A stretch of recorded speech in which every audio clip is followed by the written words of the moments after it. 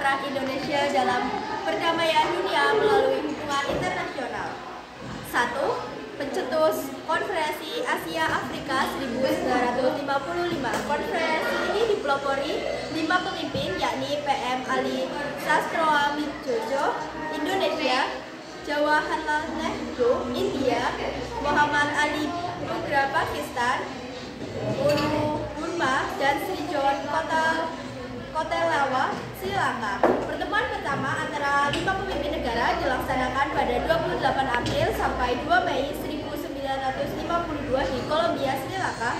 Pertemuan kedua dilaksanakan di Istana Bogor pada 29 Desember 1952. 2. Pengiriman kontingen Garuda atau Koma Indonesia dalam rangka mendukung perdamaian dunia menyetujui untuk berpartisipasi dengan menyumbang pasukan pada UNEF mulai tanggal 8 November 1945. Indonesia pun membentuk pasukan Indonesia yang disebut Pasukan Garuda pada 28 Desember 1956.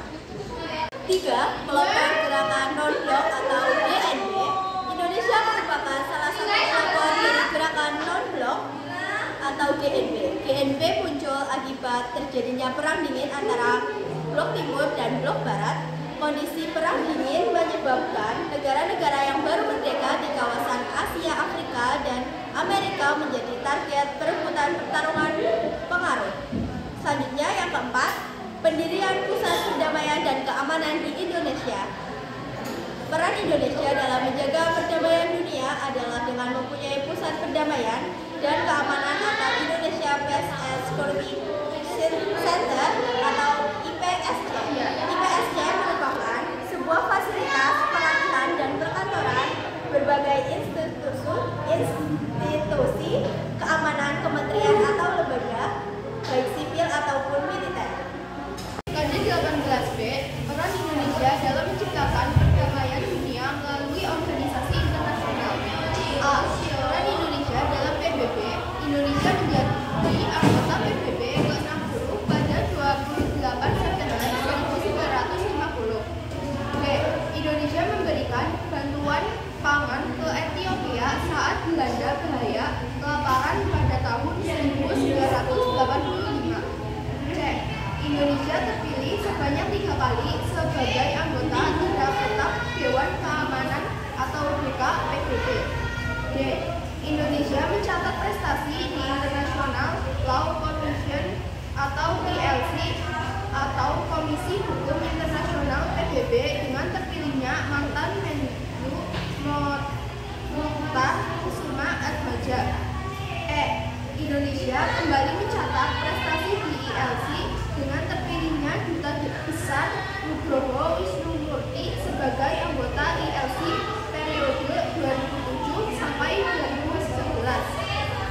F. Indonesia 2 kali terpilih sebagai anggota Dewan HAM. G. Indonesia selalu menempatkan wakil tetap Republik Indonesia di PBB semenjak aktif menjadi anggota PBB.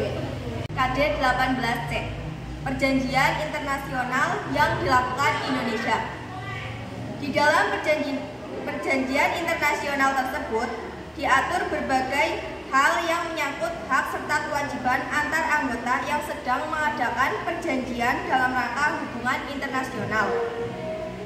Berdasarkan pasal 28 ayat 1, Statuta Mahkamah Internasional merupakan sumber utama dari berbagai sumber hukum internasional.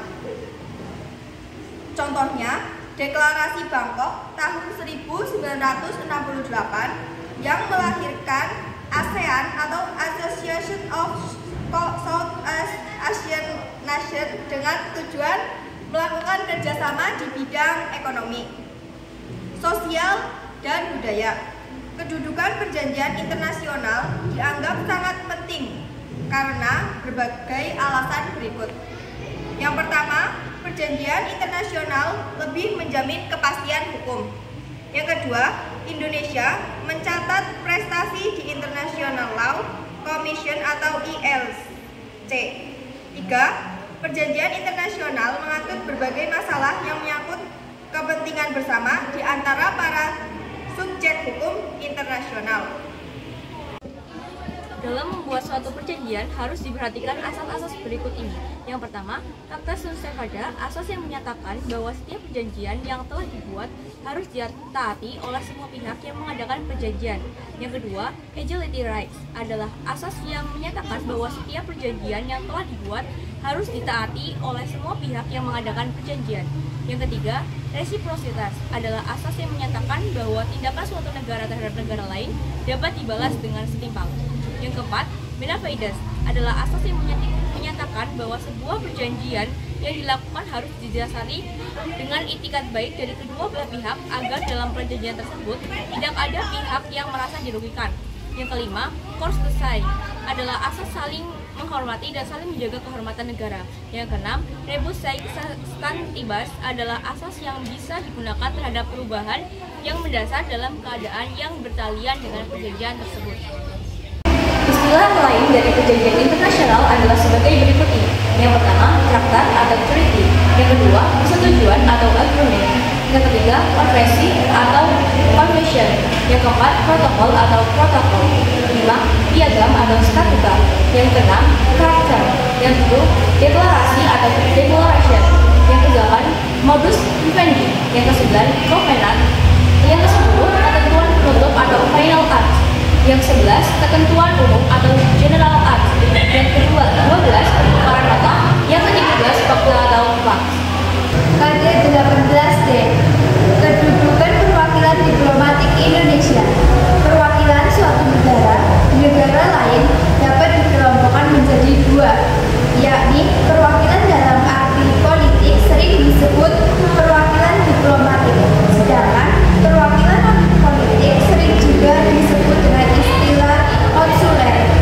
Perwakilan diplomatik adalah perwakilan yang berbagai kegiatannya mewakili negara dalam melaksanakan hubungan diplomatik dengan negara penerima atau suatu negara dan organisasi internasional. Tahapan proses pembukaan serta peningkatan perwakilan diplomatik di antara kedua negara. 1. Kedua negara melakukan pendahuluan diawali dengan melakukan pertukaran informasi mengenai kemungkinan dibukanya perwakilan diplomatik. 2. Masing-masing kedua pihak mengajukan permohonan mengenai persetujuan untuk menempatkan diplomat. 3. Setelah mendapat persetujuan kedua pihak untuk saling menempatkan kedua diplomatik. 4. Para diplomat wajib menemui Direktur Protokol Departemen Luar Negeri untuk mendapatkan keterangan tentang ketentuan yang harus mereka